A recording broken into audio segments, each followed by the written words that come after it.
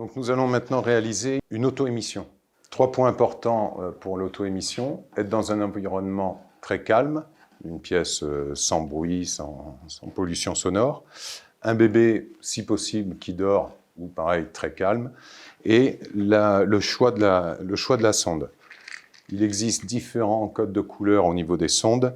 Pourquoi différents codes de couleur? Parce que, suivant le conduit du bébé, il peut être petit, moyen ou gros. On prend l'oreille, on ne tire pas vers l'arrière, sinon ça ferme le conduit. On tire vers le haut, on écarte légèrement, et là, on voit la taille du conduit, on voit même jusqu'au tympan. Très important de visualiser la taille du conduit. Assurez-vous d'avoir tous les codes couleurs, jaune, vert, rose et bleu pour les gros conduits. Les plus fréquents étant les verts et les roses, et les jaunes pour les prémas quand on a vraiment des tout petits conduits. Pour le test aujourd'hui réalisé, on va prendre un test le plus courant, le vert ou le rose qui sont les tailles moyennes. Positionnement de l'embout sur la sonde, je vais mettre le petit col jusqu'au bout, jusqu'à l'extrémité.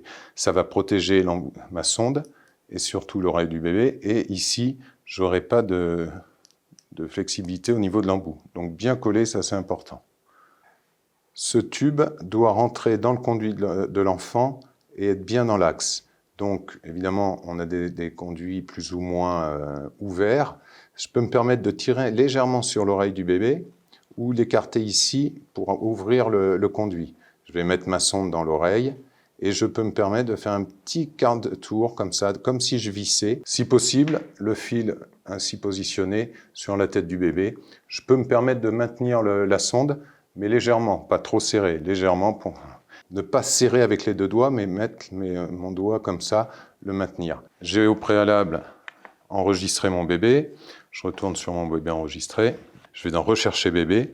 Ici, c'est mon bébé numéro 2. Alors, ça peut être un numéro ou un nom. Je vais tester. Je vais valider. Donc, c'est bien Marie Durand. Je vais valider.